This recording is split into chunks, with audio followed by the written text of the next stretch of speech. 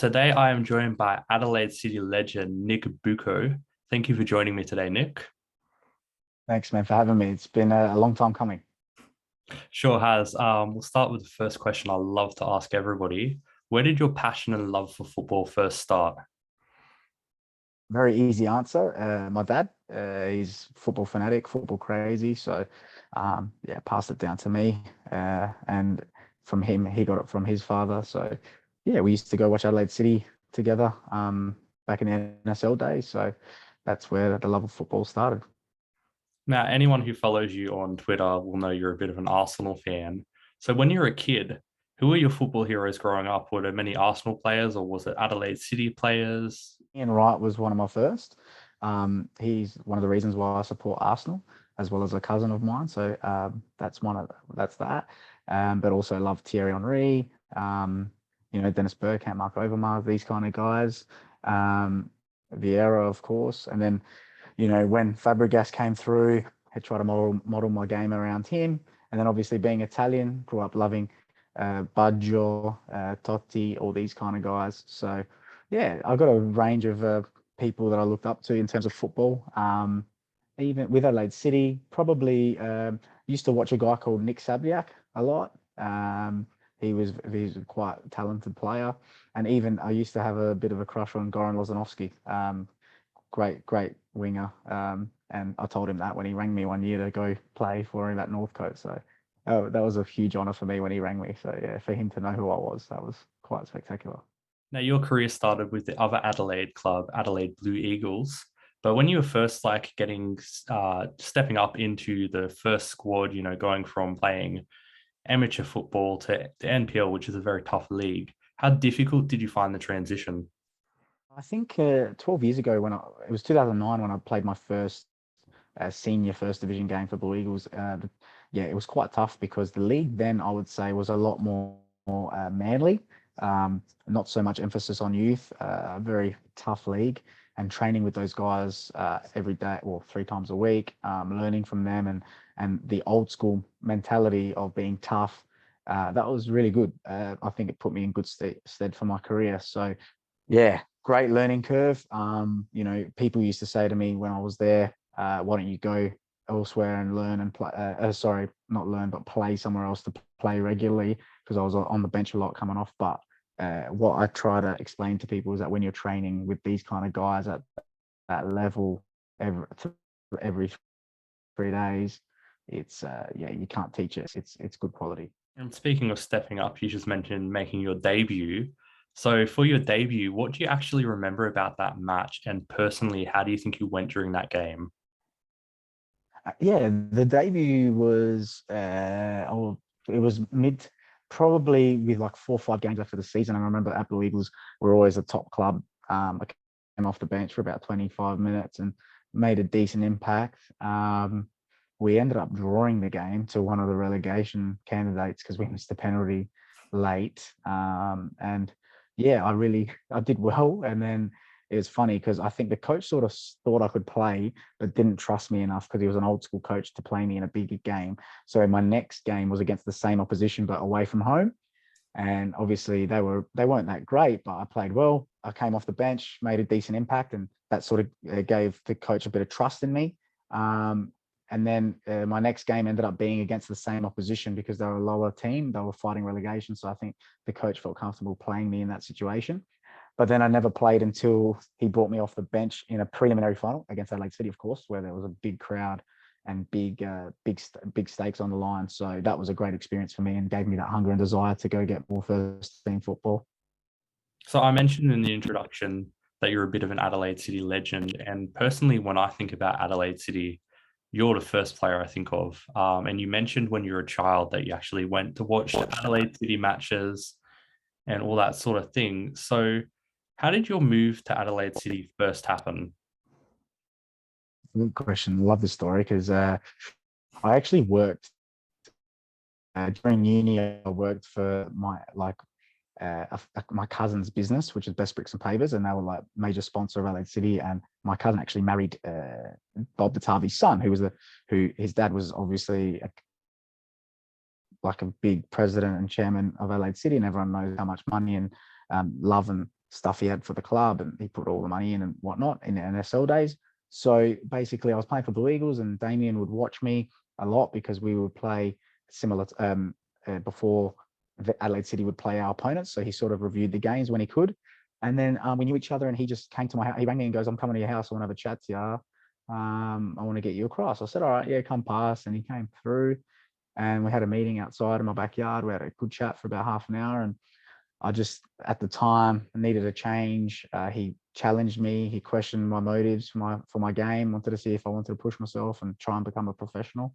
And at the time, he was by far the best coach in South Australia, and his knowledge of the game, and obviously he's such a legend. Yeah, I didn't have to really think about it much. I was like, yeah, this is the move for me. I wish he came a bit earlier, but it is what it is. And yeah, it was probably the best decision I've ever made. And as I said just a moment ago, when I think about Adelaide City, you're the first player that comes to my mind. And another thing when I think about Adelaide City personally is I remember the FFA Cup match where Adelaide City defeated the Western Sydney Wanderers, this big A-League side with big support.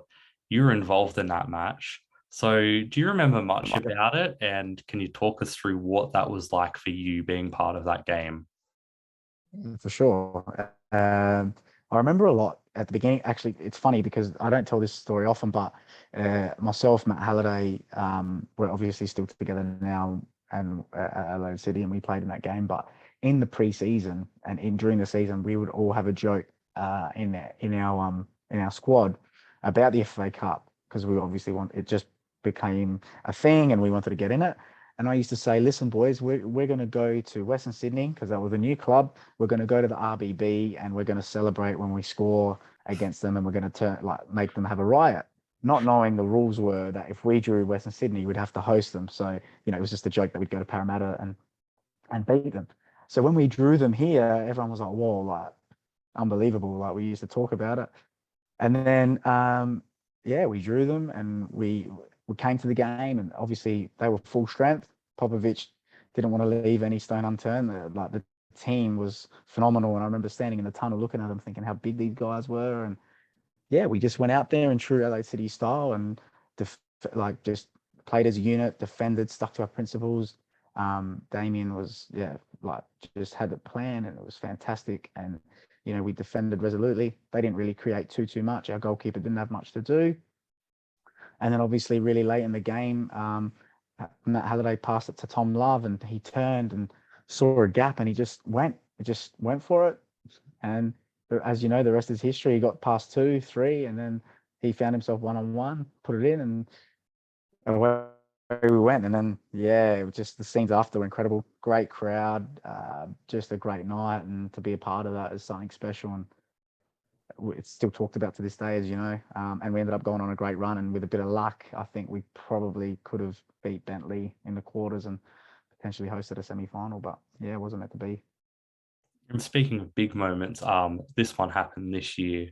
It's a big moment not only for the club but for you personally when Adelaide City were crowned NPL champions. Now I seen the celebrations on Facebook, and to be honest, they looked amazing. They looked wild. So first of all, for you, what was it like to win a grand final after all the pre-game was talked about?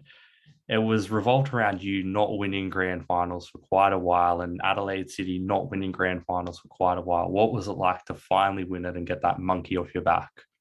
Look, to be honest, I'll talk about it in a depth, but just to answer directly, the moment their captain Alan Walsh put the ball over the bar, and we ran to the goalkeeper and everyone, we ran into that huddle. Like, I just still couldn't believe it. All I thought in my head was, we won. Oh my God, we won, we won, we won.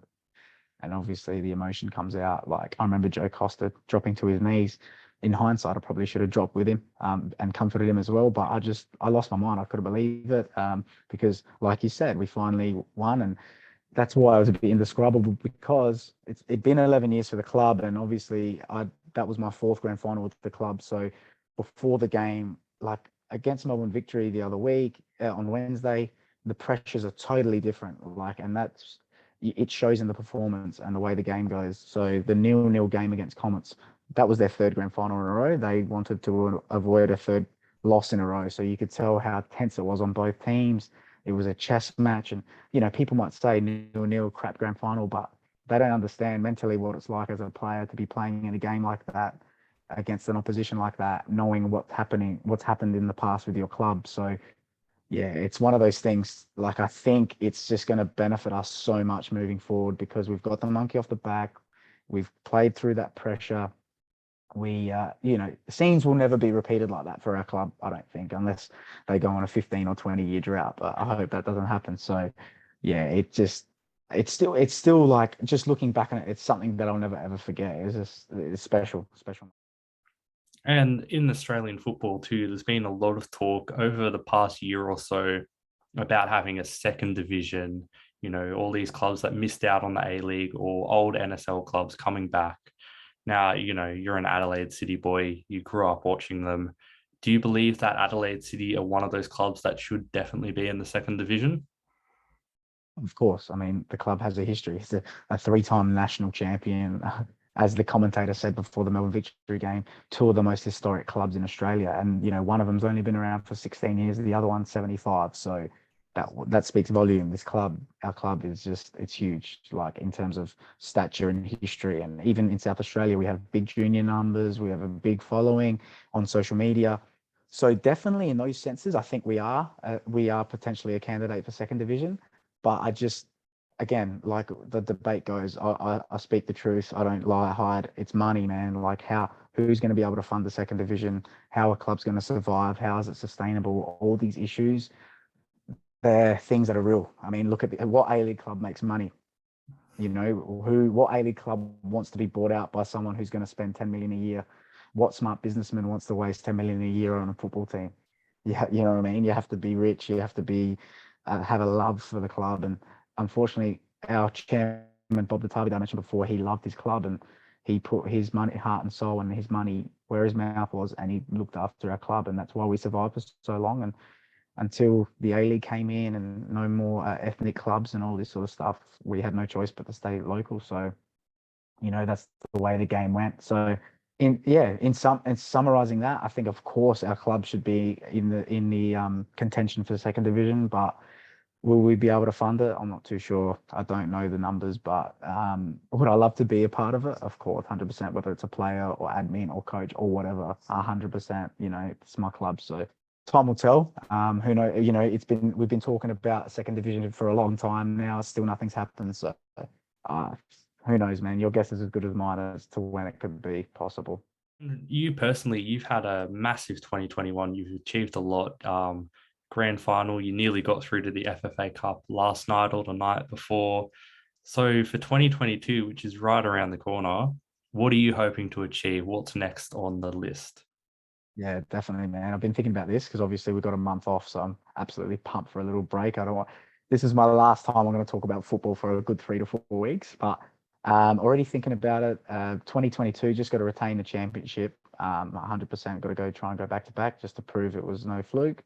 I think letting slip of the minor premiership, I think it's important that we try and get that as well. So then hopefully next year when the NPL tournament at the end of the season starts up, because I don't think they did it this year, I want to have another crack at that, because to become an NPL champion of Australia would be something special for our club. I think that's something we're going to aim for. And of course, getting back into the FFA Cup, that's the same thing every year. Experiencing what we experienced Wednesday night, it's you can't repeat it. So like, it's something special. So for us to be able to do that, I'm hoping that next year, if we do get it, I'd love to go into state with the boys. Obviously, the last two appearances we've played A-League teams, one we won, one we lost. So, we're not new to that. So something awesome would be to get even an NPL side at home to be able to have that better chance of progressing through the round. So, yeah. And on a personal note, to be honest, as I made in the twilight of my career, just want to stay injury free, try and play as much as I can, and do my best for the team and the boys. And ensure that I help us get another crack at a championship. Well, thank you so much for joining me today, Nic. It's been an absolute pleasure, and I'm glad we could finally get this done. My pleasure, my man. Thank you so much for having me. It's been great speaking to you for the last few months, and yeah, it's been awesome to finally get it done. And I enjoyed the chat. Thank you very much for your time, and I look forward to catching up with you soon. Thank you for watching. This video is sponsored by Arrow Sport. Go to the link in the description, and the friendly team at Arrow Sport will help you create your own football dream jersey. Whether it's starting from scratch or using one of their many templates on their website, creating a jersey with Arrow Sports is easy and prices start from just $50. Go to www.arrowsport.com.au and make your football kit dreams become a reality.